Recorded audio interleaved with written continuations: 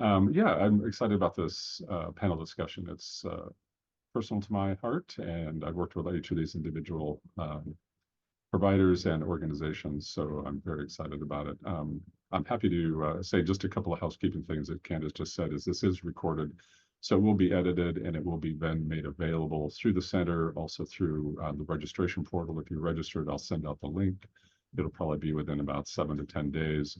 And then it'll also be posted on our Eisenhower Health YouTube channel, the center's webpage, and then our Eisenhower Health site. So you get it in a multitude of ways to look back and to ponder and ask more questions.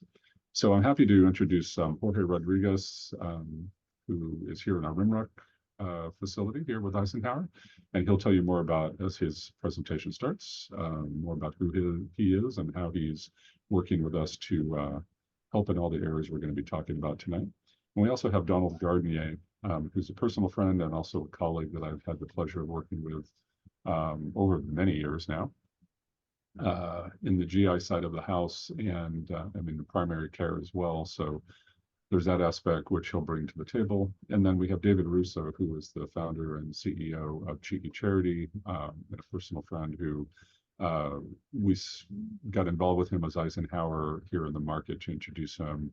And he has just gone gangbusters in less than 24 months as, for our side of the house. Really, if you've not been anywhere or seen something about Cheeky Charity this month, you have been probably isolated at home, is all I can say. It's pretty much everywhere. So with that in mind, I'm going to crush, I believe. Yes, I can. Okay, great. Then I'm going to, Dr. Rodriguez, I'm going to spotlight you, sir, and then I'm going to have you introduce yourself and we'll get moving. Great. With that, this is Dr. Rodriguez. Great. Well, thank you for inviting me to do this. I was going to say something silly, but the GI tract and the anus are dear and, to my heart. I actually trained as a gastroenterologist many decades ago, but have been doing mostly primary care, HIV men's health, PrEP for, 25 to 30 years. And again, thank you for inviting me. My pronouns are he, him, his, even though if you talk to my husband, he'll tell you they are me, but he's wrong.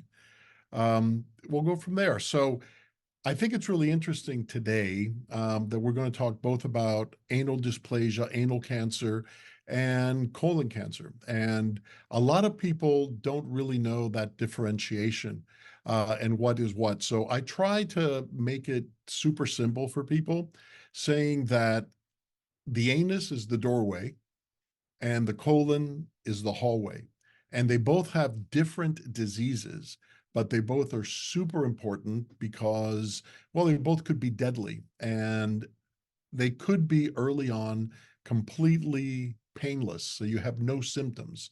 So the best way to cure or to treat any problems, any anal cancer, or the beginnings of anal cancer, especially colon cancer, is to get it early. So if I can have the next slide, unless I can move it, I don't think I can. There we go. I think it's always important to start and making sure that we all know what we're talking about. So this means having a general knowledge, right, of the anus, and we all think we know the anus, but I'm going to give you some more information you may not know, and also probably later of the colon. So this is a graphic, or we doctors like to call a cartoon of the anal region.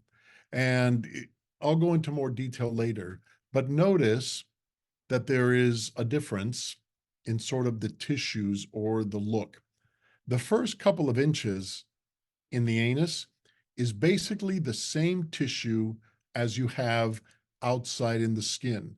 So that tissue comes in, and listen, it's a tougher skin. It can take some damage. But before it becomes the colon, which is up here, and the colon tissue and the cells are completely different than the anus tissue. These cells are meant to absorb water, not nutrition. That's done in another part of the intestine. So between this part of the anus and the cells are called squamous cells, and this part up here, which are called columnar cells, there is an area right there in the middle. I don't think you can see my marker right there in the middle called the transition zone.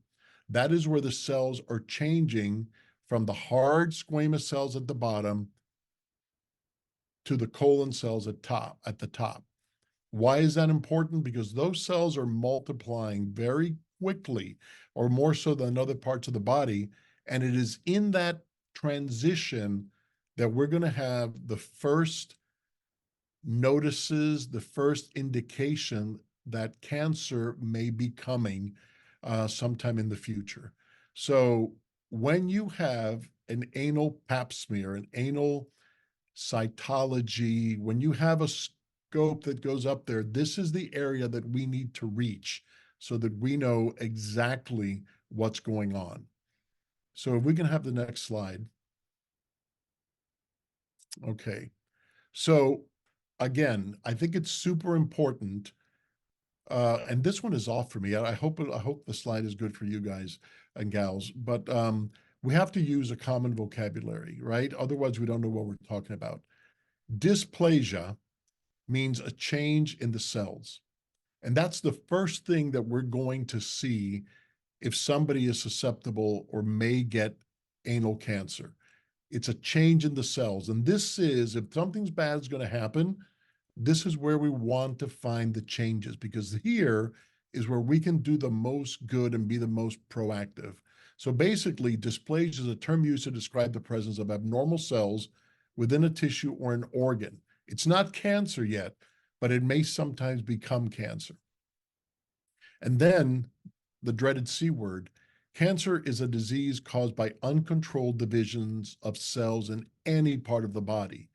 And that's basically what cancer is. It's a cell that used to be normal that just goes crazy and starts forming more and more abnormal cells that end up basically sucking up nutrients and enlarging and causing pain and discomfort, and sometimes spreading to other parts of the body where they do the same thing. So if there's something going to go wrong, we want to catch it in dysplasia before it gets to cancer, but there are treatments for both. So let's go to the next slide here. And this is basically a little cartoon to show you what normal cells look like. And then hyperplasia, the word, the pre-noun hyper obviously means a lot.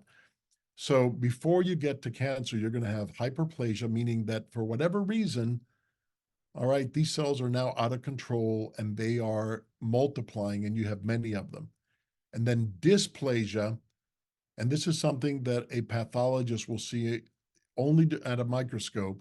You're going to start seeing the nucleuses of the cells becoming completely abnormal.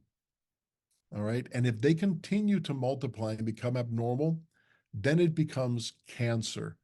And the abnormality has spread tremendously, and these cells are just going crazy. And as you can tell, they're affecting the cells around them. So there is a progression, a microscopic progression from normal cells to cancer. And what we're trying to do by screening people for anal dysplasia or anal cancer is catch it at an early form, at an early period where we can do some good. Next slide, please. So, what are the degrees of anal change since we talked about it? So, the first one, and I want you to think about this almost as different levels of changes, right? You have normal tissue, then you will have what's called ascus, which is atypical. It just means not your regular squamous cells. And we don't know the significance. So ascus, for example, you could have had receptive anal sex, you could have had hemorrhoids, you could have taken an enema, and that would have irritated some of the cells, and that could give you ascus. All right, so that doesn't mean it's going to be something dangerous in the future, but it might be. All right, so the first thing that we see are unusual cells.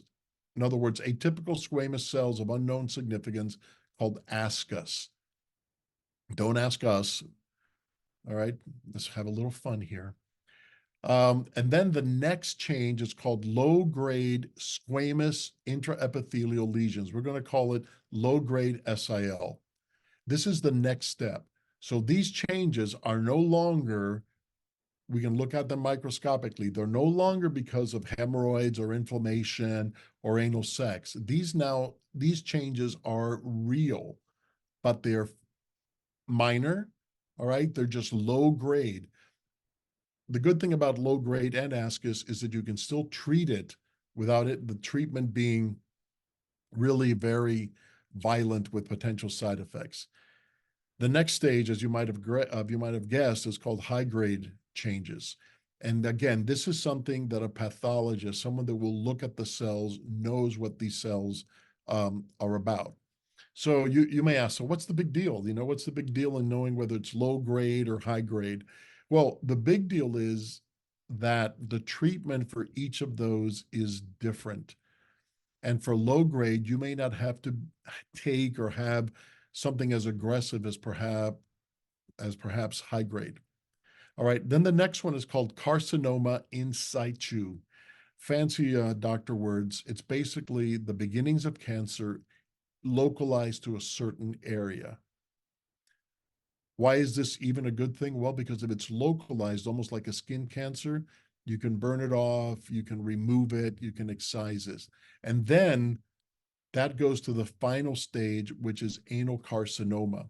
And usually, anal carcinoma is something that is a tumor, a growth, all right? Whereas carcinoma in situ is usually flat. So I don't expect any of you to know this, but it's good to know that there are progressions from normal, ascus, low grade, high grade, carcinoma, and then actually anal carcinoma. Next. So again, I think it's always worthwhile to repeat things. So here is a different little cartoon of the anus and the rectum. Down here at the bottom, all right, in the beginning of the anus is squamous cell, which is basically skin cells.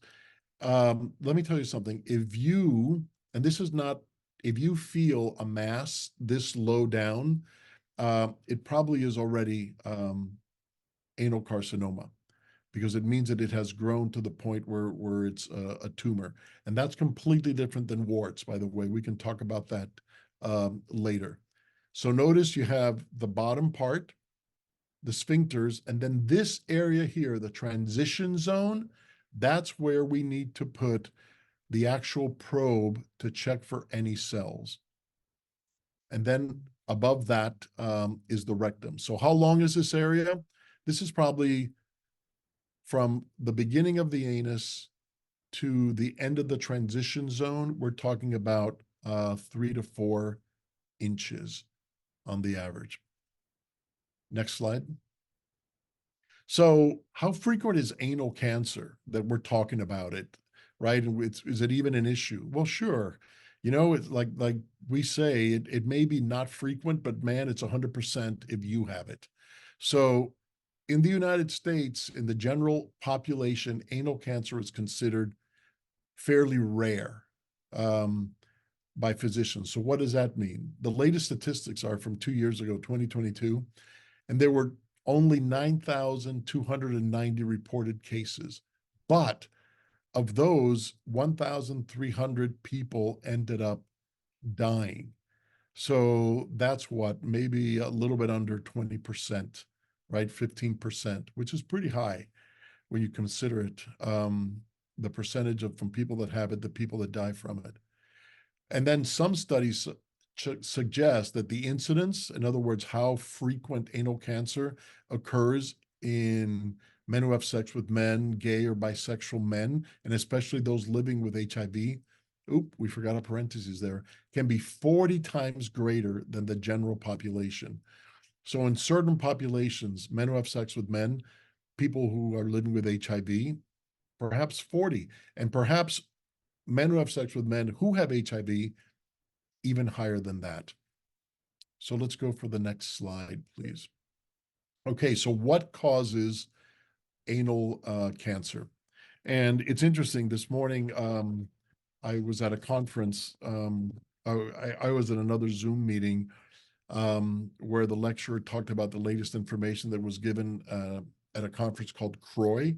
Some of you may know it. That's the conference on retroviruses and opportunistic infections, which is one of the big HIV conferences every year. And they had a huge section about anal cancer, and anal cancer specifically in relation to HPV and the HPV vaccine. So human papillomavirus is a virus that causes an infection, and it can be anywhere. It can be in your throat, but usually it happens in the anal area.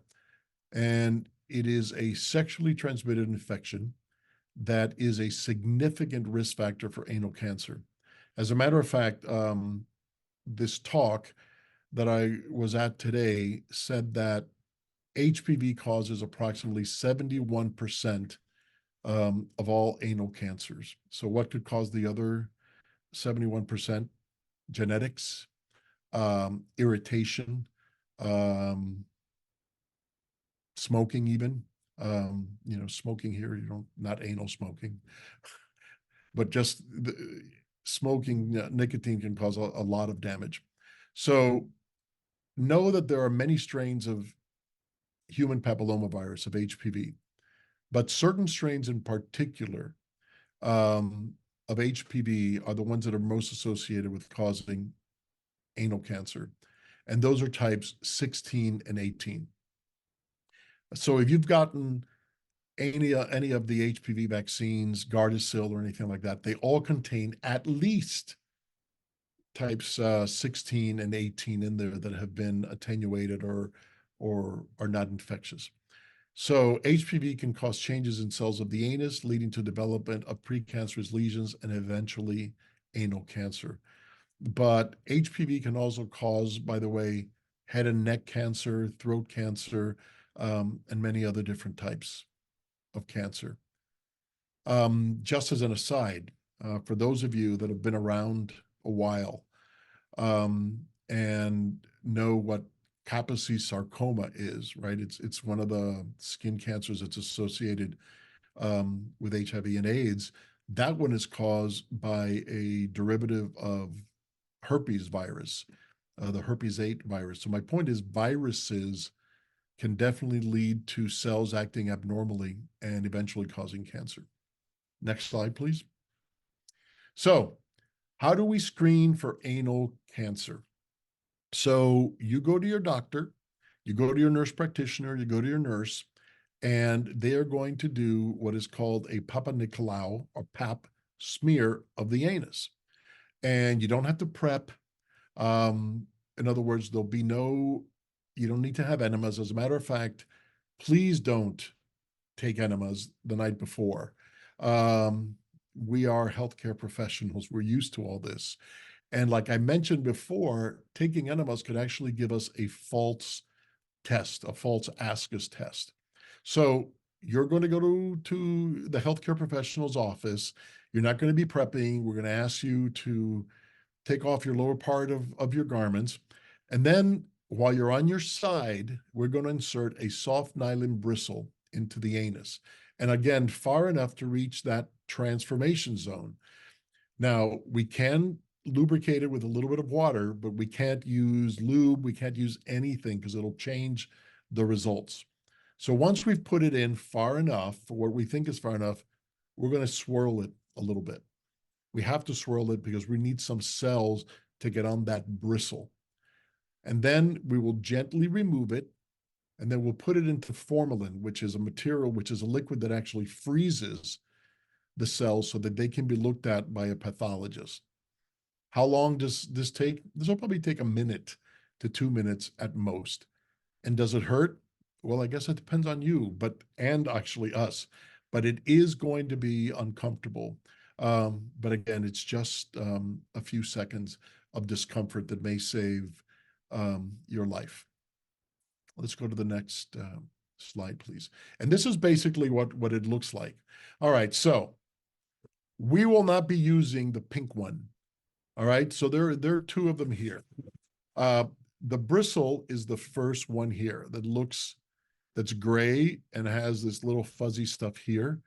And then that's what's inserted into the anus, not the whole way, probably halfway up. And then once we remove it, we take the cap off the formalin, which is this little bottle here, and we shake that in there for a few seconds so that the cells that have been caught in the bristle are then frozen in the liquid, and that's sent to a pathologist, and they basically spin that so that the cells all go to the bottom and they have a concentration of cells. All right. And they look at that. That middle one is usually what can be used for women for cervical smears, but it can sometimes be used also for anal. But probably the one that gives us the most important information is the little gray one at the top, at the bottom, sorry. Next. So the next question is, well, do I still need to do a rectal exam? Or does the doctor still need to do a rectal exam? And the answer is yes. And the reason is because sometimes you can just feel the beginnings already of what I said was a tumor. And then you don't even have to wait. You have to go straight to something else that we're going to talk about called the high resolution anoscopy. So you may ask, well, then why don't you do the rectal examination, the digital examination first, right? And then we don't have to go through that whole pap smear. Well, because the digital examination requires lubricant. And once you use lubricant, then you can't do the pap smear anymore. So if you do a rectal examination, a digital anal rectal exam, DARE, with lube, right? You put that in there, and you don't feel anything. Well, then you need a pap smear, and you can't do it because there's lube in there. So you always have to do the pap smear first, and then still a rectal examination next. Next slide. All right, so who should be screened for anal cancer? All right, in my opinion, everybody. But since resources are slim, these are the statistics as to who is more likely to get anal cancer. So over here, you're going to see how often anal cancer happens per 100,000 people checked. So the population most at risk, all right, are men who have sex with men or transgender women who are HIV positive. So notice that in that population, right, men who have sex with men or transgender women who are positive, the incidence of it, depending on their age, is either 70 per 100,000 or 100 or more per 100,000. Obviously, the older you are, the more likely you are to have any disease, and especially anal cancer. So if you are a man who has sex with men or a transgender woman and you have HIV positive, you should start getting screened for anal cancer at age 35. Okay. Now, the next one is a typo. It's not men who have sex with men with HIV, because that's the top category. This is men who have sex with women who are HIV positive. Those men should start to get screened at age 45. And if you're older than 40, the incidence goes up. Women with HIV also should start getting screened at age 45. And notice that the amount of the incidence of that goes down. So men who have sex with women who are HIV positive are less likely to get it than men who have sex with men who are HIV positive. So what if you're just a man who has sex with men or a transgender woman and you're not HIV positive? Well, you should still get screened for anal cancer, and you should start getting screened at age 45. If you've had warts, no matter, and you're HIV negative, then you should start getting screened at 45. Obviously, if you're HIV positive, then you should start getting screened at 35. So this is a really important slide. And to be quite honest, I'm not going to be mad at anybody who screens someone earlier than these ages, right? Who are higher risk, like men who have sex with men. But when these charts are placed out, they take into account how accessible doing anal pap smears are, how accessible something called high resolution anoscopies are. And they also look at the general population and say, look, if you're sort of doing it before this age, you're really not getting any positive results. So always discuss it with your healthcare professional, but these are the latest guidelines. And there are other things that are into consideration, but I didn't want to get it too complicated because it can be complicated. So this is basically um, sort of the Reader's Digest version of at what age people should get screened. Next. Okay, so let's say that you've had an anal pap smear and it comes out ascus or more, or higher, or low grade, or high grade. Then what do? Well, the next step is something called an HRA, a high resolution anoscopy. And I think the name says it all. An anoscopy is when you look at inside the anus, and then high resolution is like high def. You want to get a really clear view. Nobody's going to be sticking. This is not a colonoscopy. This is not a sigmoidoscopy. This is very specific just for the anus. And again, when someone does a colonoscopy on you, they're going through the doorway, but their main objective is to look at the hallway. And they're not going to be able to know if there's cells that are abnormal. Sure, a colonoscopy, which I've done tens of thousands of, you can see if there's a tumor, but you can't see if there is necessarily the beginning of anything. So you're still going to need anal screening with an anal pap smear.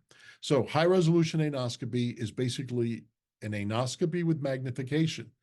And in addition to the little clear anoscope, which is like 3 or 4 inches long, which is kept inside the anus, this is in the anus. And then from out here, we have this machine that basically is like a telescope that from out here looks at the anus.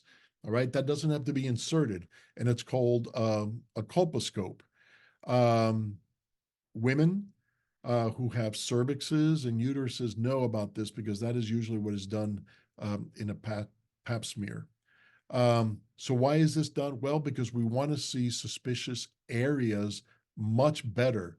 And if these suspicious areas then look even more suspicious, we take a biopsy. So basically, the anoscope is inserted into the anus while you're lying on the left side, and then the anoscope is kept in there. We then put some Q-tips with gauze, and we let it sit in there for around a minute. All right.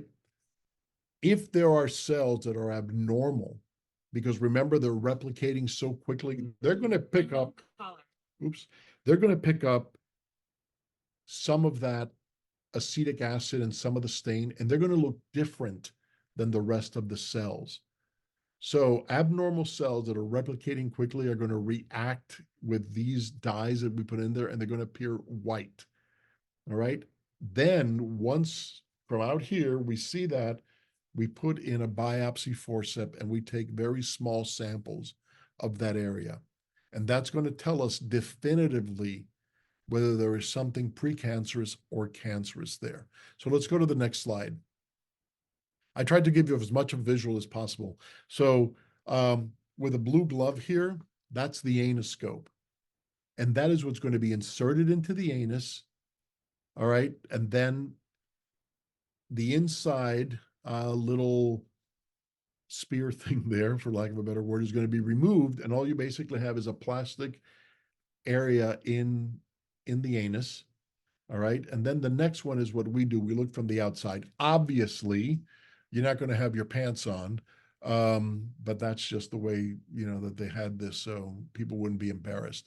But while that anoscope, the clear anoscope, is in the anus, we then put the dye in, see if any of the cells absorb the dye. We then look at it through the colposcope, which is basically a magnifying glass on the outside, and we take samples of any of the abnormal cells. Next. Right? So who should get an HRA? First of all, if they do the anal pap smear and you're at a high risk group, men who have sex with men are HIV positive, or anybody, men who have sex with men, or anybody that's have anal warts, and everything comes out negative, great, yay. The screening should be repeated in 12 months. However, if you have ascus or anything higher than ascus, then you should get the high resolution anoscopy. There are all these other recommendations based on the availability of high resolution anoscopy. So if you're at a facility that doesn't have a lot of availability, that maybe only has one high resolution anoscope and only one person that can do it, for example, if you have ascus, they may say, you know what, we'll check, and if it's negative, we'll do it every 24 months as opposed to every 12. And unfortunately, that's just sort of the reality of availability. And there are a lot of other criteria that your healthcare professional should know.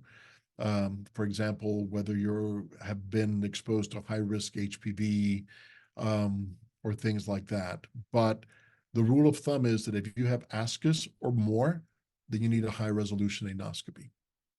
Next, please. Okay, so what are the treatments for anal dysplasia? And I'm going to sort of go through this a little bit more quickly. Well, the low grade anal dysplasias really don't require any immediate treatment. So ascus may not require anything, or even low grade may not require much. It all depends on how extensive it is. But there are topical treatments. Topical treatments such as these chemicals, and they may be used to mild to moderate dysplasia. So what these medications do is they stimulate your immune system and inhibit any more growth. Next. Right. So there are other, if it gets more intense and you have high grade dysplasias, there are many things that can be done for these different types.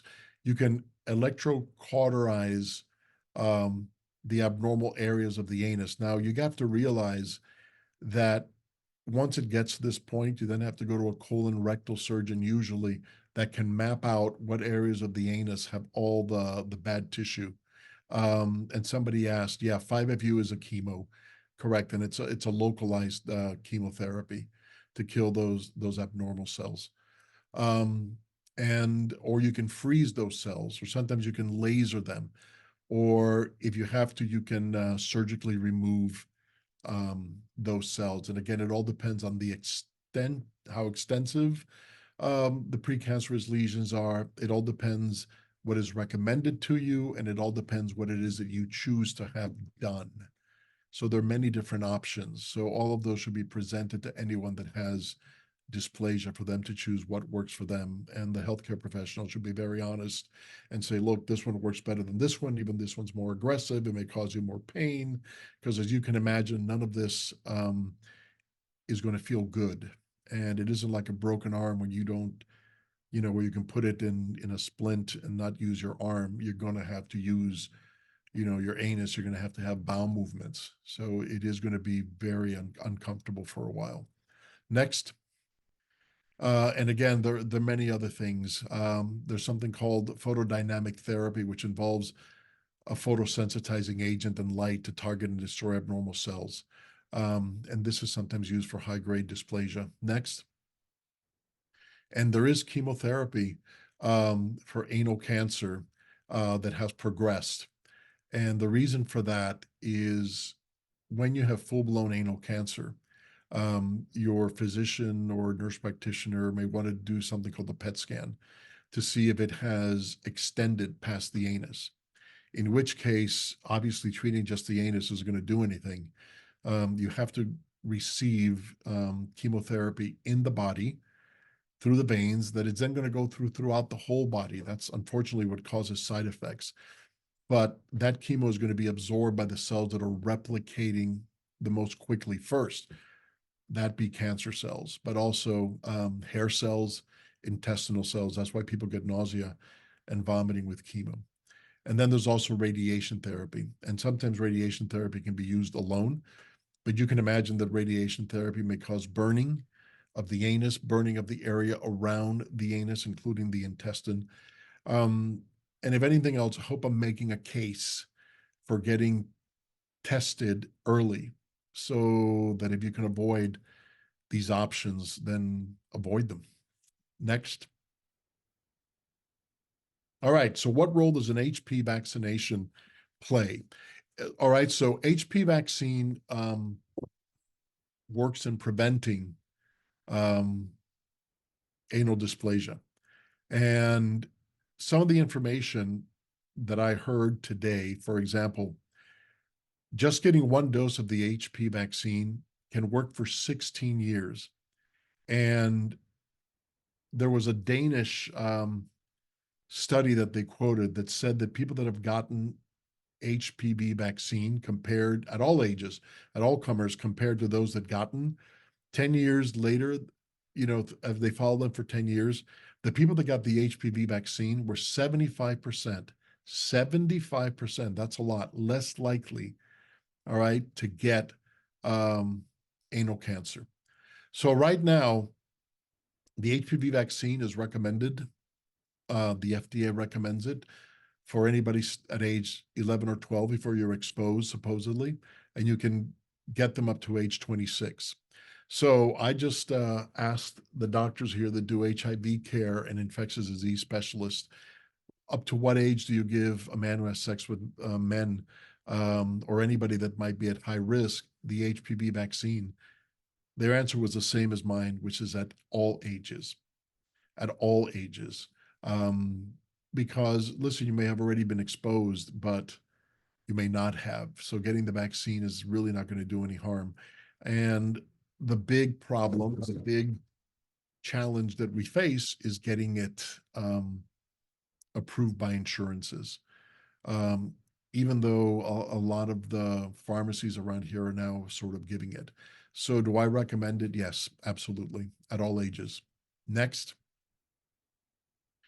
So HP vaccination should occur young people, people who are at high risk for anal cancer, people that are immune compromised. That includes organ transplants, people that have autoimmune diseases, and like I said, high risk and special populations that have other medical conditions.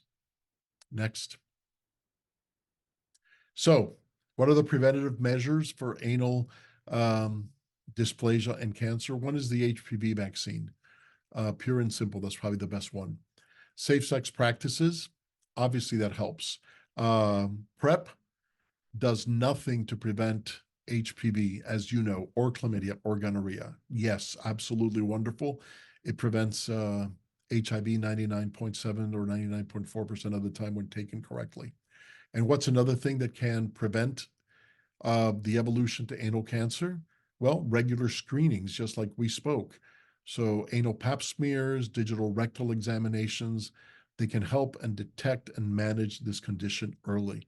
And like everything, once you start feeling something, it's already gotten to the point where it is irritating nerves and causing pain. So it's already evolved. So the time to get things is when you don't think you have anything, and to be proactive about that. Next. All right, so that basically is anal dysplasia and anal cancer 101 by Dr. Rodriguez. So if you have any questions, just send them in and we'll discuss those later on. Thank you for your indulgence. I hope it wasn't too boring for you. And again, thanks. I'm Donald Gardner. I'm a nurse practitioner in gastroenterology. My focus within gastroenterology in particular is liver disease. I've been a nurse practitioner. I've been a nurse for 30 years and a nurse practitioner for 29. A lot of experience in particular with viral hepatitis. And it's great to be here. Can I move these or do you? No, you'll need to tell me and I'll move it. Okay. Yep, I will do your. So we're going to talk about colon cancer screening, which thank you, Dr. Rodriguez, for the anatomical slides. I don't know that I have any, but if I do, I'm gonna go through them quickly because that was a great explanation. But the issue is, and I already saw one question about this. No, these are different cancers that develop differently, and we screen for them differently. And so anal cancer screening does not cover you for colon cancer and vice versa. Unfortunately, you have to do both. And unlike anal cancer, colorectal cancer, okay, so just so you know, the colon refers to the entire colon, and the rectum is a specific part of the colon. So they're almost interchangeable, those two terms, colon cancer and colorectal cancer. So don't be confused by that. But colorectal cancer is the fourth most common cancer that's diagnosed in the United States, which makes it very, very common. Unlike anal cancer, colon cancer screening is advised for everybody over the age of 45. I just actually bookmarked an article in today's New York Times about the expected increase in the younger age group that's expected to be diagnosed with colon cancer in the coming years. We had, you can see there, 146,000 new cases were diagnosed in 2019, resulting in 51,000 deaths. And 4.2% of all people will be diagnosed with colon cancer sometime during their lives. Next slide, please, Brett. Here's the good news. Cancer trends are, colon cancer trends rather, are going in the right direction. As you can see from 1992 to 2016. And from the last slide, you probably understood that even though the rates are going up, the number of new cases is going down and the number of deaths is going down. And that's all because of screening, which is the focus of the talk as we're going forward. This is just some background to it. Incidentally, relevant to today's day and age, it was somewhere between 10 and 20,000 cases of colon cancer that were expected to be found over the course of the few years that we're in now, because people delayed screening during the pandemic. So if you know people like that who said, oh, well, I wasn't going to go have a colonoscopy during the pandemic, and it's still fallen off their radar screen, I encourage them to go, please. Next slide, Brett. There's a cartoon showing your rectum. You can see a little, I don't know if you can see my pointer. This little piece here is called the terminal ileum. That's where the small intestine kind of dumps out into the colon. Here's your appendix.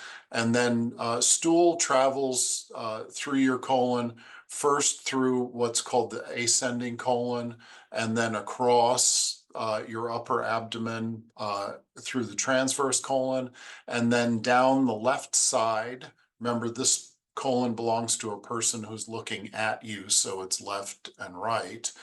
And then through what's called the sigmoid colon and the rectum, and then down to the anus that you were just hearing a lot about. Next slide, please, Brett. So what is colorectal cancer? It's an adenocarcinoma. It develops in the glands that line organs in the body, right? Other adenocarcinomas that you've no doubt heard about are breast, stomach, pancreatic, and lung cancers. And it is not caused by a virus as anal cancer is. Next slide, please. Okay, so colon cancer is staged, and there's a bunch of different ways to do that.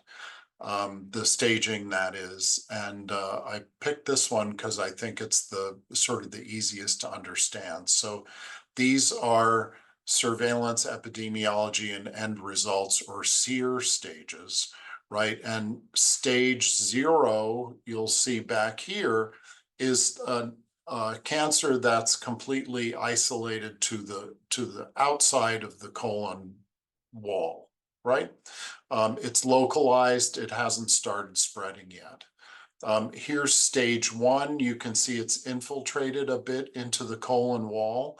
These green lines represent lymph nodes. Once cancer cells start migrating into the lymph nodes, that's when we start to see spread. So stage 2, you can see, has gotten larger. Stage 3 has now infiltrated in through the colon wall, and you see it's moved here to the lymph nodes. And then at stage 4, it's migrating out of the vicinity to other organs.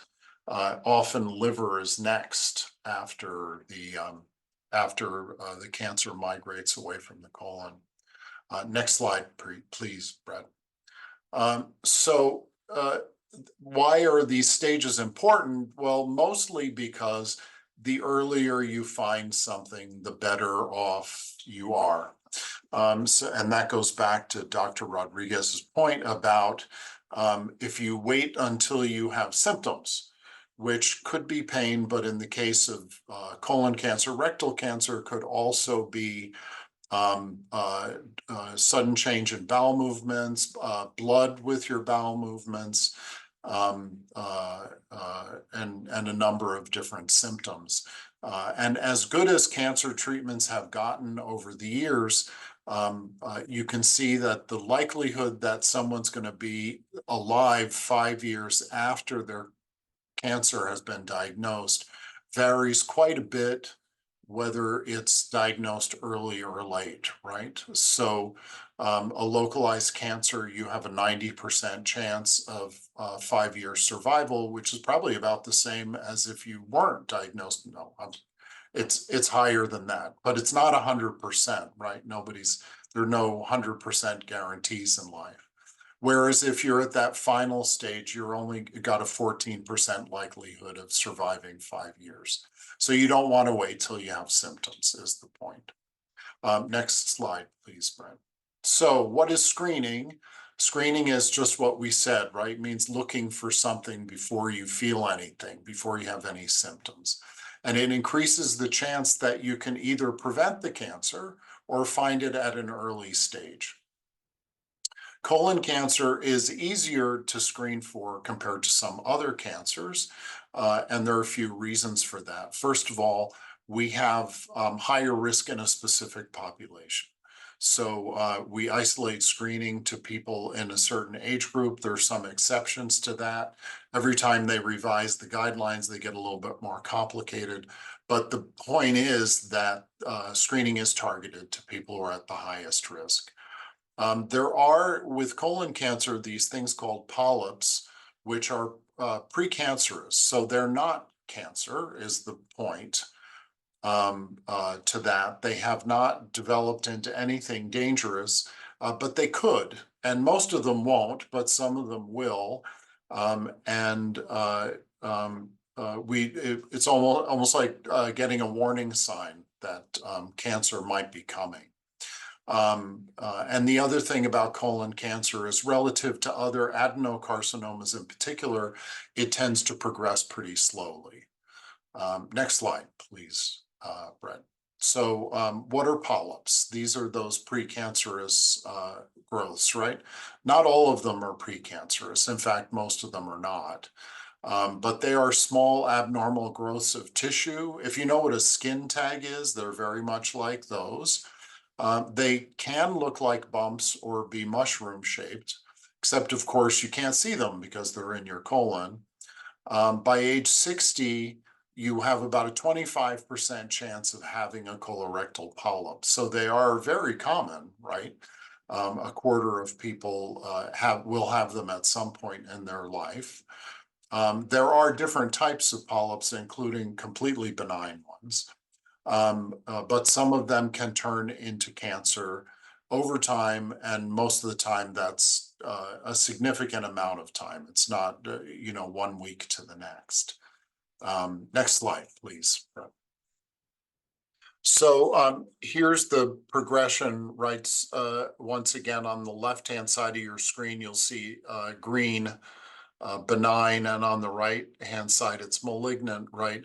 So you see all the way to the left, a very sort of minor bump progressing to larger and larger, right? And then in the middle there, you see this representation of some cells that are not colon tissue cells. I will tell you that when we get biopsy reports back, and I can explain more about what that is, but sometimes they're just sort of little wrinkles, if you will, in the lining of the colon that are completely normal. But when we do colonoscopies, we tend to be very, very careful.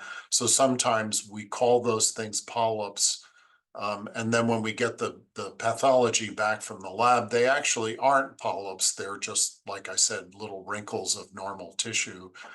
We just took a sample to make double sure that it wasn't anything we needed to be concerned about. So you progress, right?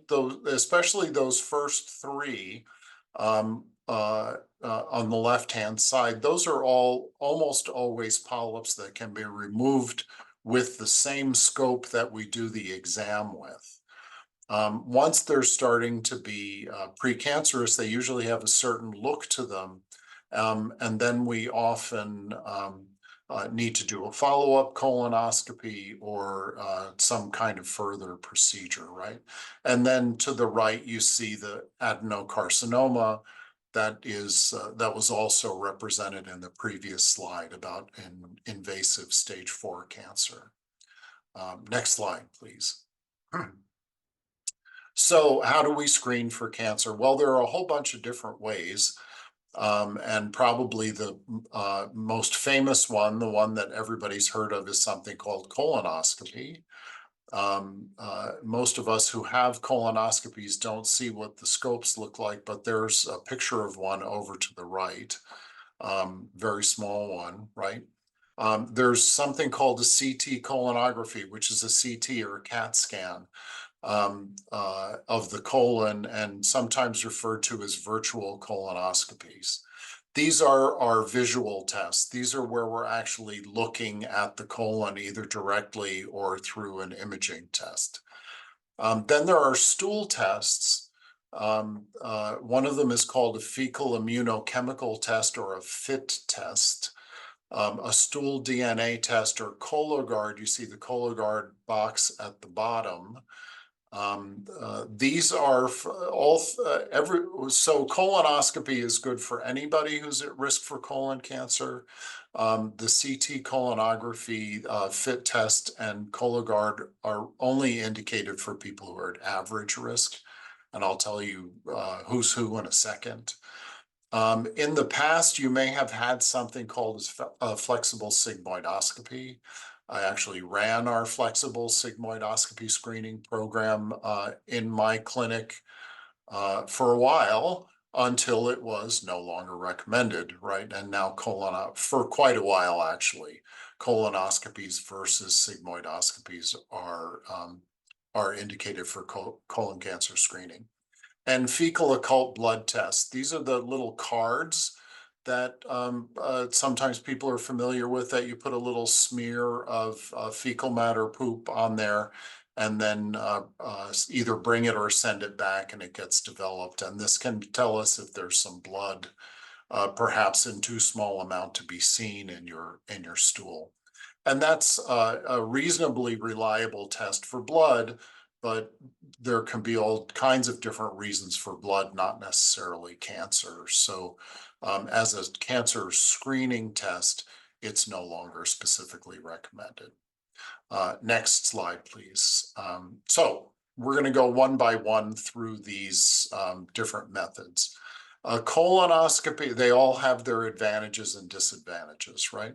So the advantage of a colonoscopy is you see the entire colon. Any polyps or anything else that you find during a colonoscopy at the same time with the colonoscope, with some very few exceptions, we're able to remove those polyps, and then, you know, they're not going to turn into cancer once they're gone. It's marginal, right? Diagnose other conditions. That happens very rarely, but sometimes people are having symptoms of something or other and they're due for their screening colonoscopy. Sometimes it's the other way around. They have some diarrhea and we want to see what's going on. And we do a colonoscopy, and then of course, if we find polyps, we're gonna remove them all at the same time. So then you've got your colon cancer screening done, sort of two for the price of one. And the other advantage of a colonoscopy is you have the potential to not have to do it again for 10 years if it's negative and if you're at average risk. So what are the disadvantages? What everybody talks about is the preparation, right? You have to clean your colon out in order for us to be able to see it. All of us here tonight and everybody everywhere, basically at any given time, your colon is full of poop. And if we were to do a colonoscopy that way, that's what we would see, right? And we don't want to see it. We want to see your colon. So unfortunately, it all has to come out, and since the entire colon, it goes from the top down, so enemas don't work, only for a small part of the colon. So you end up spending most of the day before drinking solution and using the toilet. In terms of the healthcare system, colonoscopies are expensive compared to stool tests, so that's considered a disadvantage. Even though it's not really a personal disadvantage if you are covered for it with whatever healthcare insurance you're covered under. And of course, as a procedure with anesthesia, it has certain complications that a stool test wouldn't have. Next slide, please, Brent. So a FIT test, which is another stool test that you do yourself and then send in for analysis by the lab, is inexpensive. There's no prep. There's no real risk to your colon, and you can do it at home. So those are all great things, right? You may miss polyps and some cancer with a FIT test, but you do it more often. So that makes up for a lot. There are some false positives. But anytime a FIT test is positive, you do a colonoscopy, which of course is the thing I always tell my patients is just because you choose one of these alternate methods, it gives you a chance that you can avoid a colonoscopy, but it's not a sure bet. You might still need a colonoscopy. And the other thing about a FIT test is you have to do it every year. So that people find that kind of a drag. Next slide, please. Thank you. So the stool DNA test, or Cologuard, has many of the same advantages of the FIT test, right? It is slightly more, it's more sophisticated than a FIT test, so it catches more. There are fewer false positives, and there are very few false negatives. Almost none, pretty much on a par with colonoscopy, right? So I hear this all the time, stool tests aren't accurate, or I heard that it's not accurate. Screening tests are often calibrated that way. It's hard to get one that is completely reliable on both ends. What's more important is if you do one of these tests and you're told you're okay, you want to be pretty darn sure that it's not a false, what we call a false negative, right? So there really is colon cancer there, but the test comes back negative. That's what you don't want. You'd much rather have the test say that there's something there and now you need a colonoscopy, and then find out that there was nothing there in the first place, right? Patients may not look at it that way because then they have the the trials and tribulations of prepping for a colonoscopy. But take it from me, it's better to do a colonoscopy that you didn't really need than to have colon cancer and not know it. The ones that are missed in Cologuard tend to be the smaller polyps. For that reason, the follow-up interval is shorter, usually every 3 years, right? You do have the chance that false positive, like I just said, so you may need a colonoscopy. And then insurance is sometimes an issue, but that's a personal one, so I'll leave that for sort of individual situations. Next slide, please, Brett. A CT colonography, so that's a CT scan. You may have had a CT scan of some other part of your body. This is very much like it. So there is, once again, no risk of direct injury to the colon. We do see the entire colon this way. It does not require sedation as a colonoscopy does. It is every 5 years, so it's a little less frequent, right? The disadvantage is you still have to do a prep, right? Just like a colonoscopy. Most people, when they hear this part, say, well, I might as well just do the colonoscopy if I do the prep, right? It may miss some smaller polyps. There are some false positives with this method. CT scans expose you to radiation, as you know, so that's a common disadvantage of all CT scans. You may still need the colonoscopy. I tell you, when we mostly do this is if someone has prepped for a colonoscopy and for some reason we can't go ahead with the colonoscopy. That happens very rarely. But then while they're prepped, we sort of rush them over to radiology for a CT scan. So they don't have to, so at least we get something and they don't have to prep all over again. Next slide, please, Brett. So who should be screened? The starting age was reduced a few years ago from 50 to 45. So average risk adults are those between 45 and 75 years old. And the recommendation is that everybody in that age group should be screened unless there's some reason not to. Average risk adults between the ages of 76 and 85. This is the group that we talk to about their risks and benefits, right? So if you've gotten to age 75 and you've never had a positive colonoscopy, never any polyps, and no family history, then you probably don't need to do another colonoscopy at that point. If you are an average risk adult and you have severe cardiac disease or pulmonary disease, that puts you at higher risk for anesthesia. It may not be a good idea for you to have a colonoscopy for screening purposes. The risk may outweigh the benefits at that point. For adults age 86 and higher, the risks of screening are considered to always outweigh the benefits. Right, so you can have a perforated colon from a colonoscopy. You have all the associated risks with anesthesia. People over the age of 86 sometimes have mobility problems, and now we give them a colon prep and they're having to rush to the toilet. They could fall and break a hip, right? So those are all the risks that go up as you get older. That's not actually all the risks. Those are just some examples of them.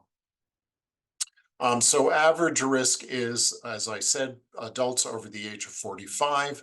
They have never had a colon polyp or colon cancer. They have no family history of colon cancer or polyps. Sometimes you can have a family history but still be at average risk. It's primarily first-degree relatives that put you at higher risk for colon cancer, right? So if you have a parent or a sibling with colon cancer, that puts you automatically at higher risk. Inflammatory bowel disease, primarily Crohn's disease, ulcerative colitis. These put you at higher risk for colon cancer. And then there are several hereditary cancer syndromes And for those people, screening protocols are different. Next slide, please, Brett. So high-risk individuals, right? So the people who don't fit into those categories, right? How they should screen depends on their risk factor, right? As I said, family history depends on how closely related you are.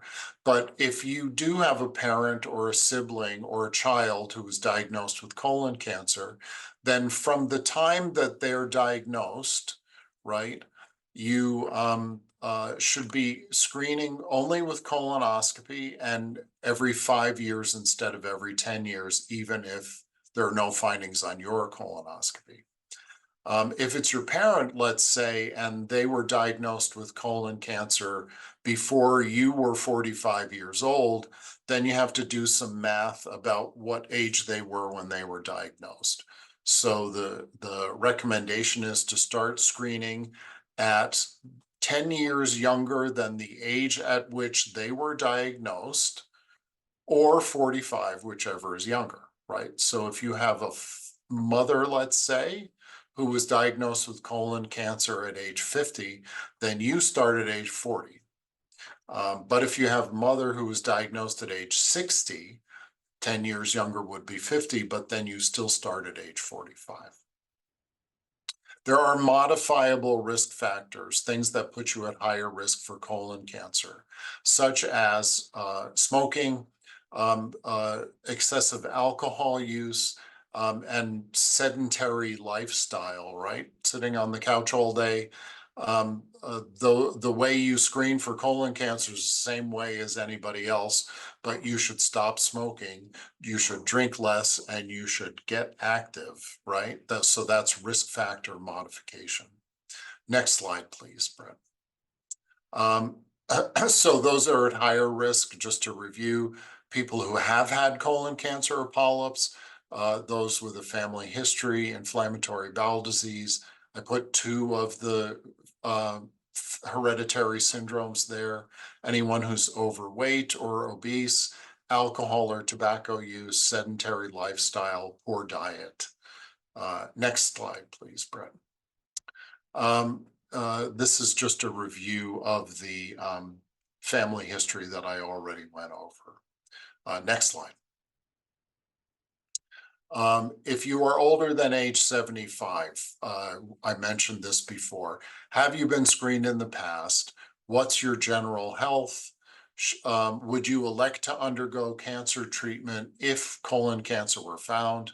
And you should make sure that your family member knows your history, right? So these are the questions. When I said we weigh risk and benefit, these are some of the questions we ask. The first 3.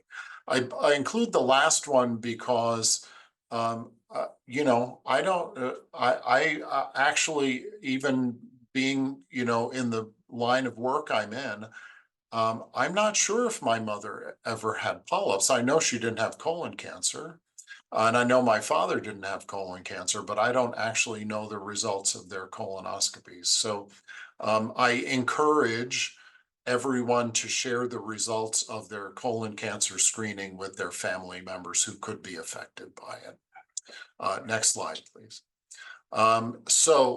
Things for you to remember. Your next screening is based on the current result. Okay, I get patients all the time who said, I was told to get one every 5 years. Unless you have a family history and a first-degree relative, your screening is always based on the last colonoscopy findings, right? So it changes from one to the next. And the other thing about these are their guidelines, national guidelines that guide how we do colon cancer screening. And here, for example, we follow them. They're not laws. There's no punishment if we don't follow them, but they're suggested and they're backed up by extensive high quality research, right? Guidelines change, right? So if your professional said screen in 10 years, It could be, it almost certainly will happen that in 10 years' time, the guidelines will change, not necessarily in a way that will affect you, but that's another thing that I hear from my patients all the time. Well, then why did they tell me I could wait 10 years? Or why did they tell me I needed one in 5 years if I can wait till 10? And then I say, because in 10 years' time, things change. Be reassured that if you get conflicting information along those lines, it very well might be that things just changed in the interim. I put some resources for you to find out more. The American Cancer Society website is particularly good, in my opinion. I think that's it. Brett, is there one more slide? No. So I thank you all for your attention. I do have to go at 5:30, so I think I'm not going to be here for questions.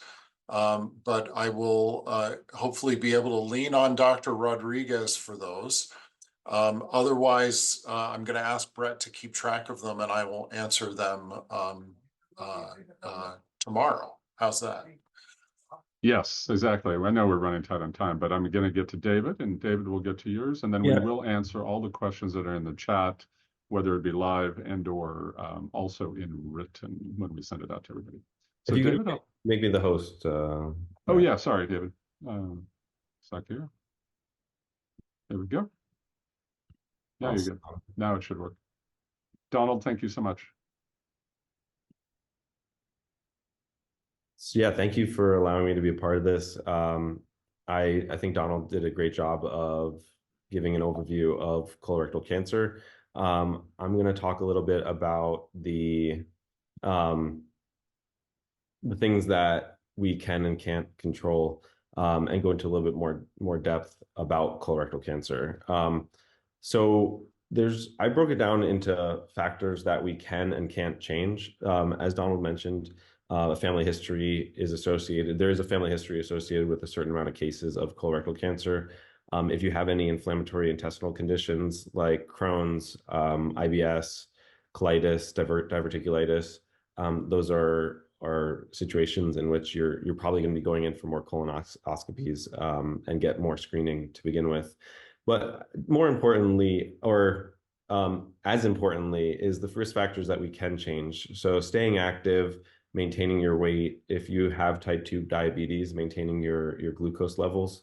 And from a diet perspective, fiber is a huge component to stay on top of, making sure you're having enough fruit and vegetables and staying away from red meat. When it comes to red meat, if you are going to eat red meat, there are certain things that do affect the amount of carcinogens in them. For example, grain-fed beef has been associated more with colorectal cancer than grass-fed beef. So while if you're able to have control over the type of meat that you're getting, look for more free-range grass-fed type meats and stay away from cooking them over high heat, like a barbecue at a very high heat has been linked to more carcinogens as well. There's been a lot of articles. I mean, basically, if you look up colorectal cancer in the news, almost every major publication is talking about it because it is getting worse in young adults, early onset colorectal cancer. And there's a bunch of different things that are going on and a lot of different ideas as to why it's happening. Here's an interesting study from NBC that came out, and it was announced on NBC News, that there's a link between plaque in your teeth and aggressive aggressive types of colorectal cancer. And they're trying to figure out, I mean, this is something where you could say, like, yeah, make sure you floss every day, especially at night.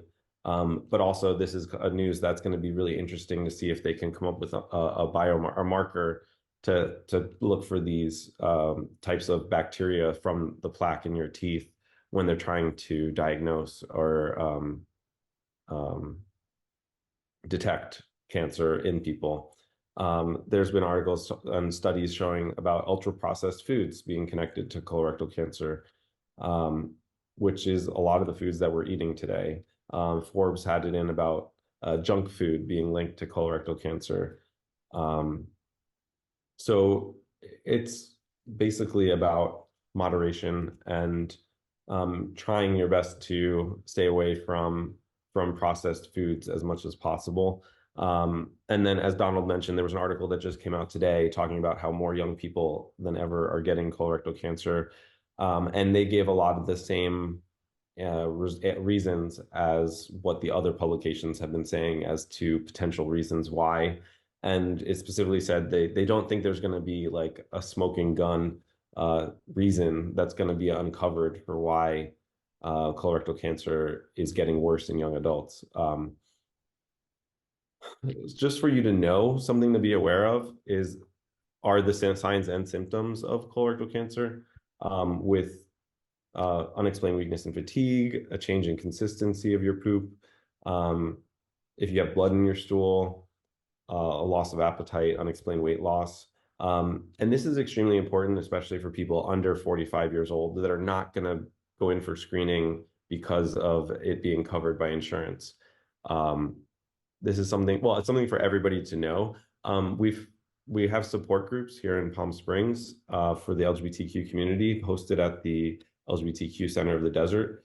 And we've talked to folks in these groups that have said they went in for their colonoscopy, and within, I think, as early as a year, they found they had symptoms and went in and they found a tumor that had grown to the level of, I believe, stage 3 or stage 4 cancer. So while there are standard trends for how quickly this type of cancer grows, it's not necessarily the case in every scenario. So it's important to be diligent. We talk about this and we say that there's 50 something thousand cases a year, but I like to correlate it and let people know how this stands and holds up in terms of the amount of where is this in the realm of causes of death. And if you think of the US as a whole, for all the different causes of death, not just for cancer, if colorectal cancer was its own line item, then it would fall in line around with the 10th leading cause of death overall amongst Americans. So that's why it's something to really emphasize and to take seriously. The other interesting fact that is a reason for why we're here talking to you and why we need to keep pushing this out and normalize talking about this to your friends and family is that statistically 1 in 3 people are overdue for their screenings. As the articles have said that I referenced, but I didn't tell you, is that recently the stats came out that colorectal cancer has become the deadliest cancer amongst men under 50 years old. And it's soon projected to become also the leading cause of cancer death amongst women under 50 years old by 2028. So while it is true that colorectal cancer as a whole is decreasing because of screening of folks 45 and up, there is about a 2% growth per year occurrence that's been happening since the mid-1990s in 20 to 49-year-olds. And while 30 years ago, 1 in 10 cases of colorectal cancer was from somebody under 55 years old, now it's about 1 in 5 cases of colorectal cancer is somebody under 55 years old. And when you break down the different ethnicities and races, you'll see that there is a predominantly higher rate of colorectal cancer in the Black community, with a 15% higher rate incidence and a 34% higher mortality rate in the community. And what was very striking was a 43% higher mortality rate amongst Black men than the average, and also higher in the American Indian and Alaskan Native populations. So here in Palm Springs, with an American Indian population, it's important to make sure that they are aware and getting screened. Within the LGBTQ plus community, the American Cancer Society, in their most recent facts and figures data release, they also included a special section to the LGBTQ community.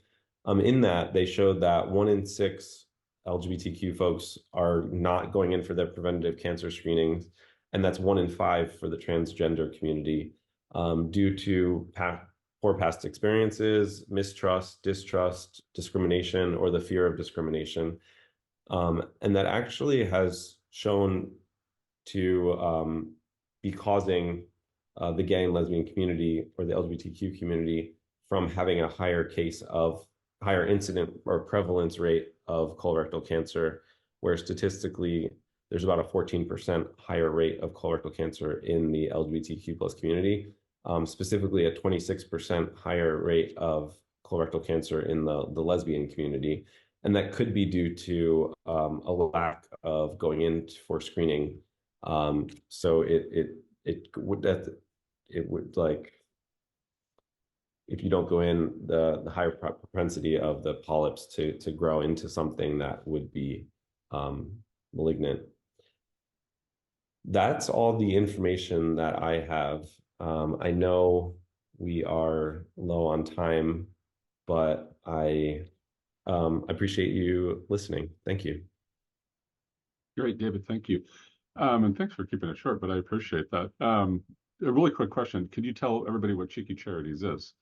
And then, and then we'll go into the questions. Maybe I'll have you read the questions if you want to open your chat.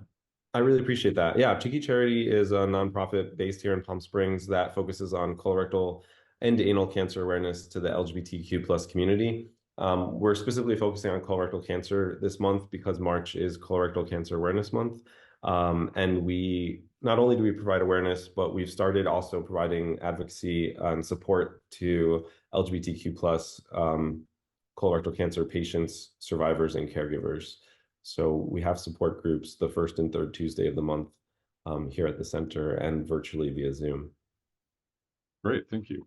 And so Dr. Rodriguez, if you want to rejoin, if you're still there, I think. We had a couple questions here. Still here. I knew you would be. I see you. Let's get to a couple here. So first of all, the first one that I think is a great question from Candace. Does screening include women? To your talk, says, I've never been offered an anal pap before in my 70 years. So as the statistics showed, women, unless they're transgender women, have such a low incidence of anal cancer that unless they've had anal warts, it really is not something that has been looked at very much, and probably do not necessitate that they get anal cancer screening. But obviously, as a woman, and I'm assuming a cis woman, the pap smear that's most important in cis women is obviously cervical pap smears. So long-winded answer, the answer is it is not something that is highly recommended unless there's been anal warts. Great, thank you.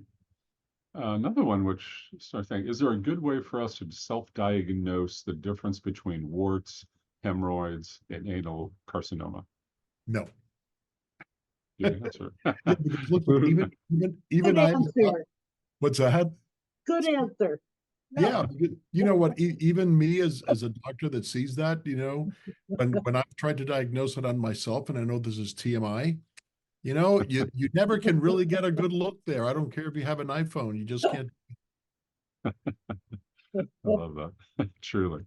Does a colonoscopy or flexible sigmoid screen for anal cancer as well as colon cancer? I think as we touched upon that, the answer is no, it does not.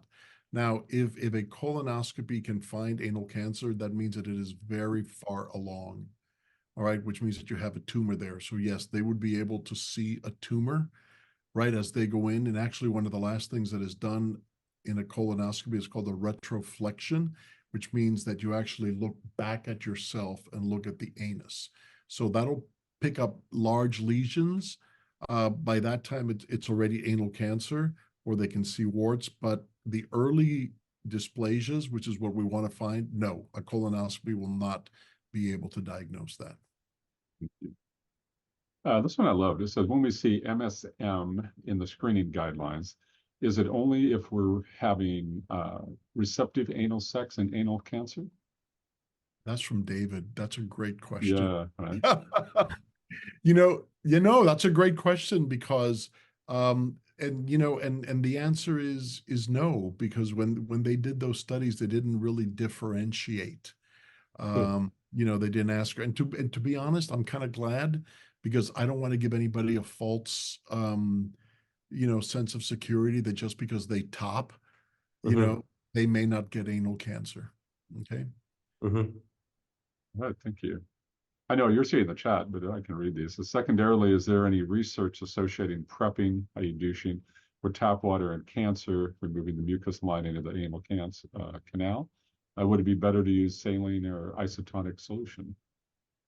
There is no research that I know of, but my opinion is yes. I don't think it is associated with anal cancer. Remember, anal is the hallway, and most douching just goes all the way up, or you know, far away up enough, right, to do what you need to do. Mhm. Right, but so basically, I think isotonic is better than tap water. Okay.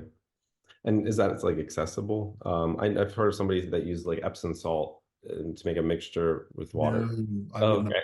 have done that. I wouldn't have, figured. what my rule of thumb to my patients is, if it's going to burn your eye, it's going to burn your rectum, Mm.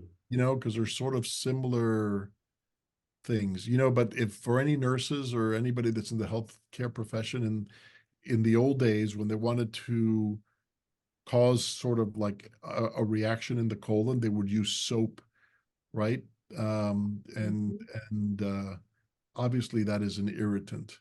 Mhm. So probably tap water is better than nothing. Isotonic saline, which is what's in a Fleet's enema, is probably the best answer. Ah, okay. Thank you. Mhm. Great. I'm not sure of this one, but it says 5-FU is chemo, correct? It Same side is. effects? It is. It is now, using 5-FU as a local irritant is not going to have the same side effect as using 5-FU intravenously, right, for chemo. So that is a localized reaction that's controlled, whereas 5-FU can be used for a lot of different, or is used for a lot of different cancers, and that has a lot of violent, general side effects. Okay, but for anal dysplasia, it is just a localized irritation. Got it. This one is a question that I keep asking. I don't know that I ever get the right answer that I remember. HPV only spreads through sexual contact. I guess It's a that's question. Is a question. it is Does a good question. It's almost gonna sound like the Bill Clinton definition of what is your definition of sex. All right. So what is sexual contact? Does that mean that, is it only spread by penetration? No. Could it be spread by anal oral? Yes. Could it be spread just by rubbing around the anus, right, but not penetrating? Yes. All right. So it can be spread by human contact. How's that? like it? I Good like answer. it.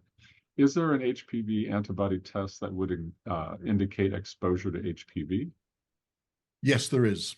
Yes, and it's both blood. It can be done in blood, and you can sometimes get cytology, from the anus, and there are some more stringent criteria that take into consideration what the cytology showed and what type of HPV you have in the anus.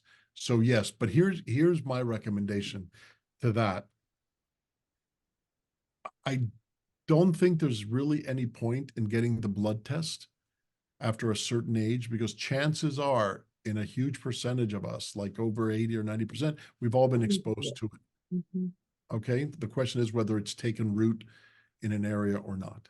And I don't think that should keep anybody from getting the vaccine. Perfect. This is from David. It's like, would a CT colonography be allowed in a person who has a history of trauma or sexual assault? I know that has come up actually recently from someone I know. So would a CT Would we colonoscopy? David, do you want to A maybe virtual, explain? yeah, virtual colonoscopy. It was for Donald. I don't know if you have Oh, yeah. insight into that. Yes. Now, listen, I am a gastroenterologist. I'm just not a gastroenterologist here. I won't be Yeah. doing any procedures. I decided that. Um, so the answer is yeah, that would be allowed, for sure. There's nothing that's not allowed. Um, Now remember, for a virtual colonoscopy, and I'm talking from experience because I had a virtual colonoscopy when they first came out, just because I wanted to avoid a colonoscopy, you know. But you have to prep just like a regular colonoscopy. Mhm. You are awake while they do it, so it is not uncomfortable because they're blowing a lot of gas into your colon. And if they find something, then the recommendation is going to be a colonoscopy. Yeah. Okay. If you have had previous colon cancer, how frequently should you be screened? Um, Probably every year. Yep. And then there's the rule of thumb that if it's not there, after a certain number of years, then you can spread it out to every 3 years, and then you can spread it out to every 5 years. And does having, this is the same, similar, but does having colon cancer increase chance of having anal cancer? No, they're completely different Separate. mechanisms. Yep. All right. Well, that was our questions in the chat, which we had quite a few, which is thank you. And we do have people still online. So if somebody wants to ask a question of the doctor, if we still have time, please open up your mic and ask the question. Or And before we do that, I want to thank Oh, yeah. everyone for Yeah. hanging in here. We're usually just an hour. This one was a longer one because it was a panel and an hour and a half. And out of the 20 people we had, we've got 13 still on there. So I really appreciate and want to Yeah. thank you. It is an important topic and I'm glad you're here. So I'm just thanking you all for hanging in. And now we'll open it to questions. If there are any more. We had pretty thorough speakers though. I know, right? Yeah. Anybody? Any question? Unmute. Just feel free to unmute and ask a question of David or Dr. Rodriguez. Yeah, and there's a question: if anal cancer metastasized, is there a propensity for it to go to a certain location? Anal cancer usually spreads locally. All right. So, for example, but it can go to the organs that have the most blood, like the liver. So take the case of poor, like Farrah Fawcett. It really just took over, the local organs in the pelvic area. So probably metastasize to the rectum, to the bladder, to the prostate in a man, and to the uterus and the cervix and the ovaries in a woman.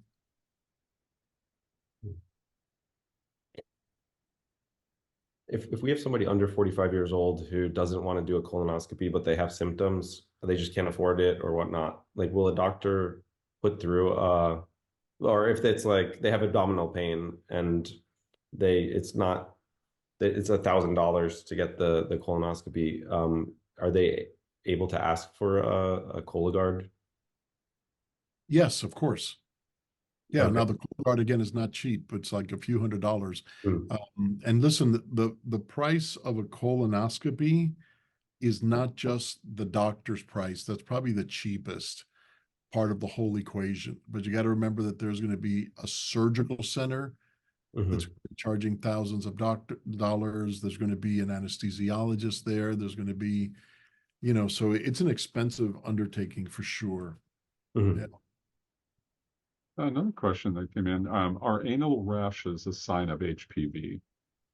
No, not necessarily. No. And I'm not sure what they mean by an anal rash, but I mean, an anal rash can be diaper rash, tinea, what we call tinea.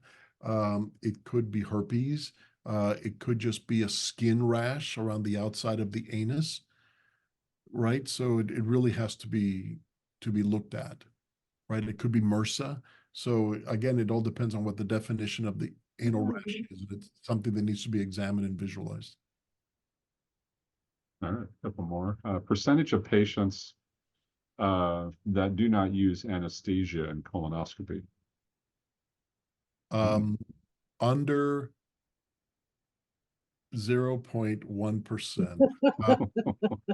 First of all, listen, this is my bias. In my 30 years of doing colonoscopies, I have only done two that were not under anesthesia. All right. One was this very OCD lawyer friend who didn't want to do it. And then another was Travis Stork, who was the host of the show The Doctors, right? He wanted to do it live. And I told him, if you so much as wince, we're doing it. The thing is, it's a very uncomfortable procedure. Not only is the scope going in, and as it goes in, it stretches the colon. That's what causes pain, but there is air.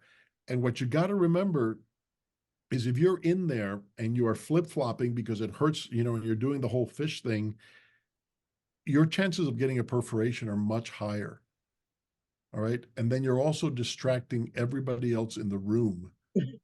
No, seriously, you're distracting the doctor, who's trying to do it, so the safest thing, and anesthesia now with propofol, which is, the Michael Jackson drug, but, you're not supposed to take it for 10 hours a night, the privacy of your bedroom, is super safe.